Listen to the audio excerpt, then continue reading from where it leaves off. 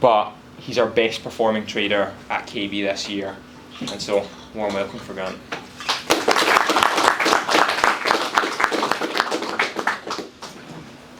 Thanks for that. How are we all doing? We okay? Yeah? So, just gonna, there's a picture of me with my prepubescent beard there.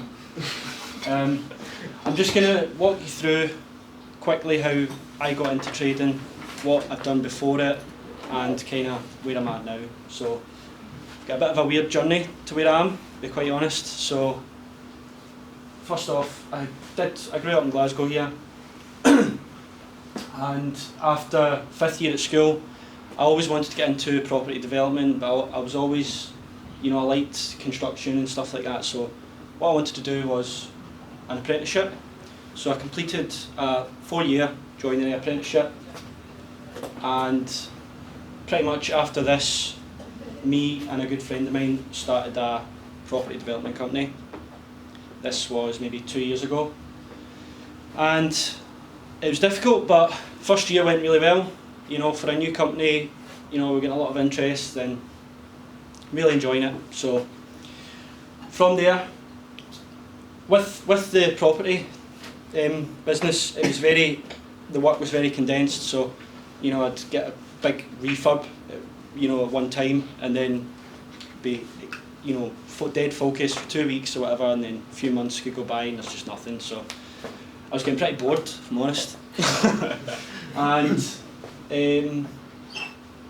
just through kind of curiosity, I found Forex signals groups, and this was exactly what Sam was talking about with the people on Instagram, with the cars and all that rubbish. So I found a signals group, and what you do with them, if you don't know, is you pay. Lose money. Yeah, you pay them, and what you do is you copy their trades with no risk management, by the way. You copy their trades, and what happens is within 4 or 5 weeks you'll have a boat, and you can just buy a boat. So I was very sceptical of this. I'm not stupid. I was very sceptical, but I was like, I'm going to try this, just see what happens. So opened up. You okay? You alright there? Yeah. Opened up a brokerage account and put 500 quid in. Made 100 quid in like 3 days. I was like, cracked it, I'm done. And then following weeks it went down to 300. So I was like, maybe not cracked it. Let's start again here. So after this kind of whetted my appetite for trading. I really liked looking at the charts, even though I was getting told what to trade and all that. I was looking at the charts, and I was, really enjoying looking at the price action and stuff like that. So after that, that's when, once I realised that was all rubbish, that's when I sought education. Found KB, bought the advanced trader course, and my business, like I said, it was sparse. It was only 1 or 2 years old, so in that time I was going through the course at night and at the weekends and stuff like that, and then lovely COVID came and absolutely destroyed me. So once COVID came, all the clients I was going to see from my property company, all that was on their lips was COVID. They just wanted me to come out to reassure them that the house is still worth what it is. So nothing, it was really unfortunate for me at that point. I was a bit of a dead end after going from the 4-year apprenticeship into property. It was 5-6 years I was leading into that. So from there, me and my business partner, we decided, let's just stop just now. There's nothing coming in. It was a new company. We didn't have loads of expendable cash, so we said, let's just stop and we'll revisit it when COVID's all over. So that was about June last year. And then from then, I just went full-time on trading, Monday to Sunday, backtesting and stat gathering, going through the course. I'll go through all of this, but doing that for 5-6 months from home, and then got invited into the trading desk with KB, and had an interview and got a desk there in January of this year, and just been doing it full time now. And I'm just going to walk you through kind of how I come up with a strategy. For me, fundamentals don't play even 20%, I'm not going to lie. I'm very statistically based with my analysis and stuff like that, so I'll just kind of run through. So When I'm coming up with a strategy, there's three main steps. So the first step is for me to observe something that's occurring. So remember, I'm looking at these markets 12 hours, Monday to Friday. I'm looking at them at the weekends. So I'll observe something that's happening, and we'll go through an example. So you don't need to look too much into this. But once I see something that happens on a frequent basis, and if it piques my interest or whatever, I'll then go on to gathering stats on that pattern. So I'll literally find every single time that pattern has occurred over my 16 assets, and take a note of it. Does it do one thing more often than another? Very simple. From there, go on to the third step. That is where I'll generate ideas in terms of actually trading that statistical edge that I found. So we'll be going into deeper. We're going in a bit deeper, so on lower time frames, etc. That'll be where my stop loss and risk management and all that will come in. So, candle. We all know a candle now, yes. The pattern we're going to look at is this bullish and a bearish engulfing. So, generally, with a bullish engulfing, we'll have a bearish day. Say these are daily candles, so we'll have a bearish day before, and then on the open down here of the bullish engulfing, price will wick down past the previous day, showing that sellers are in control at the start, but then by the end of the day, the buyers just absolutely fling it up there, and it actually closes above the high of the previous day, hence engulfing. So it just completely engulfs the next day, and vice versa for bearish engulfing. So that's step one. I've identified something that I keep seeing happening. It's repeatable. Step two is I'll mark out all of the occurrences of when this has happened. So I'll go back on my brokerage data, and what I'll do is I'll mark out every single time that has happened with this vertical line here. I'll go back 5 or 6 years on the 16 assets. Once I've done that, there's a kind of there's some general parameters that you want to gather that can be useful later on. So first we've got the direction. You can see by this one here, bullish, so direction bullish there. Range in pips, the size of this pattern. Continuation, does it go in the intended direction? Number of candles before continuation, how long does it take to continue? And has it achieved 1 times the range? So the size of the pattern there, does it travel that, essentially? So once I've done all that, you can do as many parameters as you want. I like to keep it simple and then go deeper from there. That takes longer, but it's more accurate. So once you've done that, you compile it all into, I just use Excel spreadsheet. I do it all by hand. I like to do that because if you're looking at the market, you're taking these occurrences down. There's other things that you might notice that you can then go and do this for elsewhere. So you can see, I just want to highlight down the bottom left there, there's more than 1,400 engulfings, so this takes a long time. And just to show there's a lot of work involved in it. Now, next here we've got the date. So the first one I've got is the 2nd of January 2015, and the last one down there is the 31st of December 2020. So what I'll do is I'll do it all for all my pairs. You've got euro, yen there, crude oil, silver, etc. But then I'll sort it into date. I'll sort it into, what's that word? Chronological order. The reason I do this is because frequency is very, very important. So it means that I can see the frequency of this occurring on a monthly basis, on a yearly basis. How often does it occur based on COVID? How often does it occur based on other rumours and stuff like that? Next we get the range in pips there. The reason this is important to me is because you'll very often find that if you have an average size, let's say an average size of a bullish engulfing is 100 pips, you might find that a bullish engulfing that's 120 pips has a higher chance of continuing because it's bigger, stuff like that. Has it achieved 1 times the range? This is particularly useful when we go on to backtesting, which is the third part. The reason this is useful is, I might find that 40% of the engulfings do 1 times the range. So if I'm backtesting, based on the technical analysis that Sam was talking about, if I'm aiming for a swing point that's 3 times the range away, I'll know that there's less than a 40% chance of getting there. Stuff like that. So once we've done this, got all these parameters, we'll gather them into these outcome boxes here. And this is essentially what I'm using to frame an idea in order to trade it, which is the third step. So the two things I'm looking at here, you've got the probability of an engulfing continuing is around 63.5.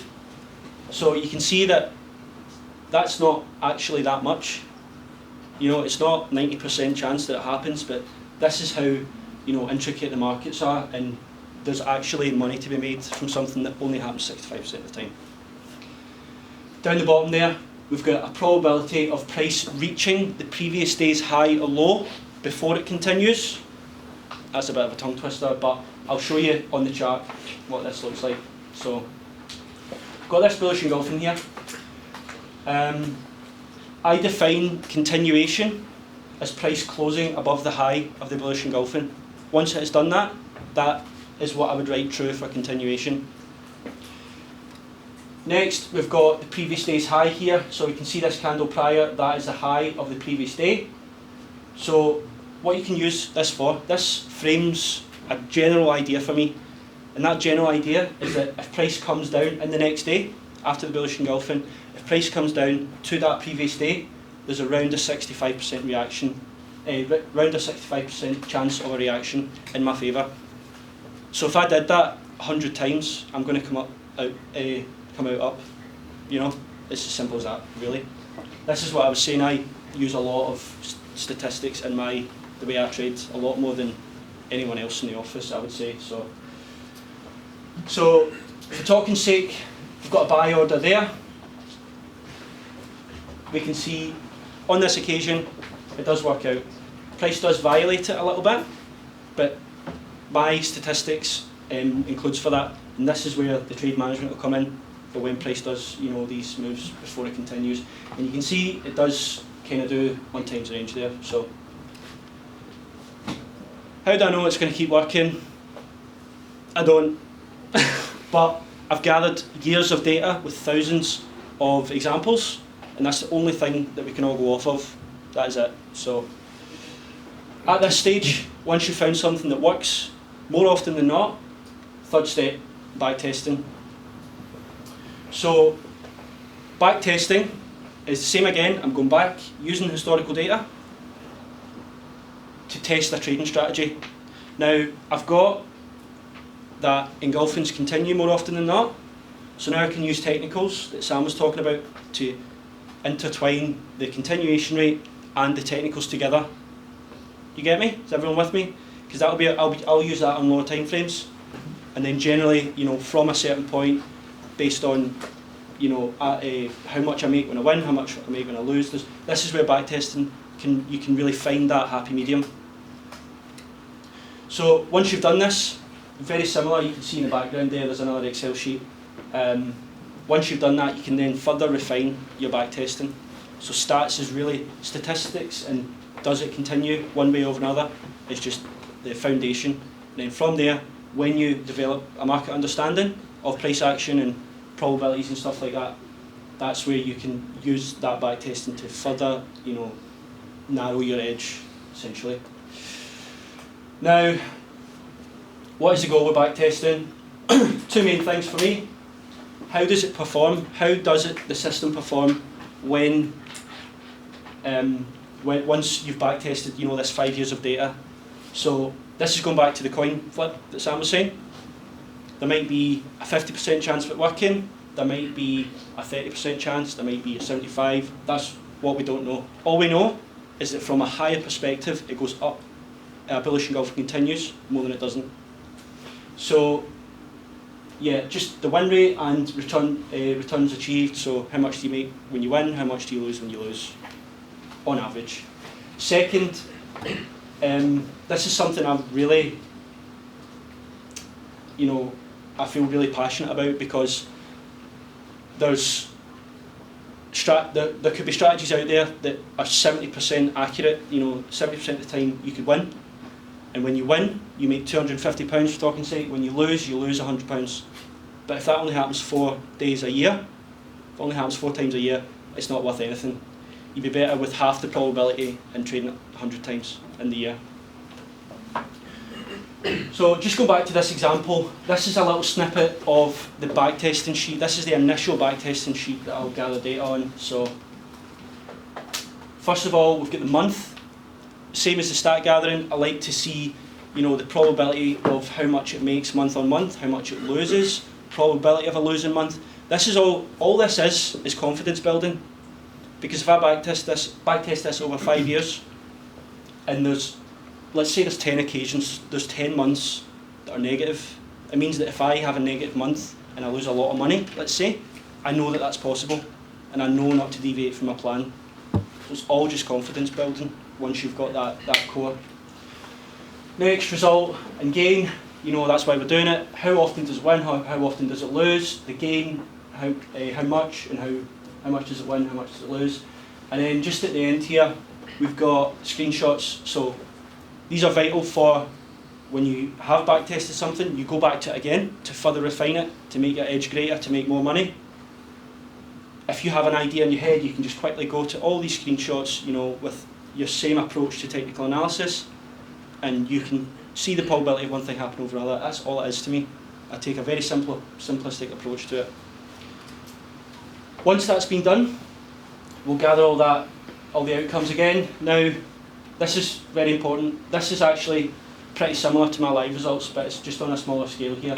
So, average R, you can see average R, second bottom one, 1.55. That means that on the ones that I win, I make around 1.55%. And you can see that I'll actually only win up here 47% of the time. So that's referring back to the coin flip. I actually win less than I lose. But because of risk management, you can see it, you know, it's nearly making 10% after 19 trades. And that's just a snippet of one pair in 1 year, one asset in 1 year. So yeah, that is why we do this. And the more repeatable I can make this, the better. And all I need to do is follow that plan. Now, like I said, I came to the KB office in January of this year.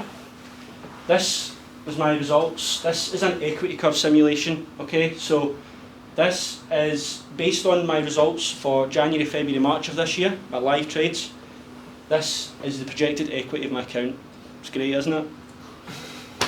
So up here, that's break even, and all these different lines are different, you know, probabilities that could play out based on the results. So you can see after 500 trades, based on the simulation, remember, there was only a 2% chance up there that I would have made money. So not great. So as I kept going through this process with different patterns, right? Different patterns, kept, you know, identifying it, gather the stats on it, and then delve deeper. Really, really simple. Kept doing that, and then this is actually a month late, so that'll be for around 4 months. This is my equity curve now. So I'm just going to stop on this for a little bit and just explain. So do we all understand this equity curve? Yeah? Cool. Now, Sam was saying that 5% of people make it. I have found something here that works, right? But look down. Don't look at that. Look down here, right? There is a 2% chance that after 200, there's a 2% chance that after 250 trades that I could not be making money, right? See people who haven't done the work. If they're doing this, how many of them do you think are going to quit here? If you follow that purple line up there, it's actually the account doubles, right? And that's the worst outcome. So the reason people fail at this is because they don't put in the work. Because it's all well and good me showing you this. I could show you this and tell you how to get in every single engulfing, every single anything, but you couldn't do it because you haven't seen how they work. You need to be able to see it to have that confidence and know that if I've lost, for talking sake, if I've lost £2,000 in one day, I know that I need to get back in something else because that is consistent with what I do. So, yeah, this is why we do all of it. We want to get this equity curve, we want to see this going up, and yeah, that's basically it. Any questions about that? Does everyone understand the kind of my whole process? Yeah? Cool. Well, thanks. Yep. So what, in terms of your actual results, where did it pan out in terms of probability of what actually? So this, like I said, it's just a simulation. So what you can take from that is that generally my results will be in the middle of that right now. Okay, so because each of these lines, there's 50 lines here, so each of these lines is a 2% chance of working out if I follow my rules. You get me? So, like I said, the reason people fail is that they have a winning strategy and they give up because this happens. It's really that simple. But there's only a 2% chance of that playing out. There's also a 2% chance of it going up here and I'm tripling the account. You get me? Yeah. So, but in the previous slide, there was a 2% chance I would end above water. So just by defining that process and really sticking at it, taking 5-6 years of data, not making changes, following it religiously, that is essentially what you're trying to achieve. So this actual curve is based on it's actually 4 months, my last live 4 months of results. So how much of your time is it split between actual trading and doing your research? Yeah, good question. So trading, actually, typing, trading, putting orders in, trailing stops, all the rest of it, probably about an hour a day. When you add it all together, I mean, it's 24/5, but I check the markets every hour, and 20% of that time I'll need to trail a stop, I'll need to get out something. So it's not a lot. That's why most of the time is at the screen developing this. So it's almost like an algorithm the way I do it, but I like to get the market experience. I like to do it by hand because you literally need one thing that works like this to make a lot of money. That's it. And this is the thing, people chase 100% years. Yeah, it's not a thing. It doesn't work, So this, people are impatient and stuff like that. But look, just to answer your question, there's one or two of these strategies I have. It'll take up an hour and a half, maybe 2 hours, depending on what's formed and etc. The biggest mistake a lot of people make is they'll spend 12 hours of their day staring at charts, actually trying to trade, buying and selling. Now, there are strategies where that is absolutely necessary. People who trade perhaps futures on the short term, scalping and things like that. But there are people who trade like we trade, people who we teach to trade, and they're never not clicking that mouse because you get a little bit of a buzz out of it, right? And instead of spending 8 hours of their day studying and doing research and an hour trading, managing orders, they're actually spending 8 hours of their day clicking the mouse, and they're spending an hour of their day to just quickly rattle through some back testing. They might get all this data done, they might do it, but it'll go in an Excel folder and it'll never get looked at. They'll never do all that, picking it apart, trying to determine conclusions and that kind of thing from it. We've had guys on the trading floor who aren't with us just now. I don't mean they've died, but they're no longer trading with us. They fail. Yeah, we've had guys trade with us on the trading floor who will sit there 8 hours a day gathering statistics, doing the data, doing the research, doing the back testing, and they'll have 10 Excel spreadsheets full of data and they'll never touch it. And then their live results look just crap, and they don't understand that if they were to just do an equity curve simulation of their own results based on back testing and that kind of thing, or even based on their past little thing of results, they'd be able to see that over 50 simulations, there are occurrences that could be on one of these bottom lines. It just happens to be a little bit underwater, but it'll turn around if it just stay consistent. People are itchy, people are always trying to change things, people are always trying to adapt. It's human instinct. If you do something and it loses money, and you do it 200 times and it's lost money, what is the likelihood you're going to be there to click the mouse and do the same thing over and over again? What do you call someone who does the same thing over and over again expecting a different result? Right? Psychopath. That's what you need to be. If you have a strategy that works, you need to be that person who's going to click it and lose money, click it and lose money, click it and lose money, knowing that it is going to turn round if your results stipulate. Now, there are people who have a very, very good strike rate, and there is literally a 0% chance it'll even end up ever underwater on the account. They might be underwater for 5 trades maximum, and then they're straight back up again. but it just depends on your system. But that's a right bang on equity curve, and very easy to maintain something like that, those kind of results. Yep. And just something to finish off, just on that curve down there, I actually, because I understand the monthly kind of variation in my results, you know, I can have 2 or 3 months out of the year that are just rubbish. A few months ago, I was waiting all month, no setups, not making any money, got one at the end of the month, went straight to stop. So I'm waiting all month for that and I'm down money. You know, who that doesn't have this data, that has that knowledge of what is going to happen next if I keep doing it, is going to stay there. You know, psychopath. So, yeah. Thank you for listening. I'm now going to pass you over to Jake. Jake trades a little bit differently.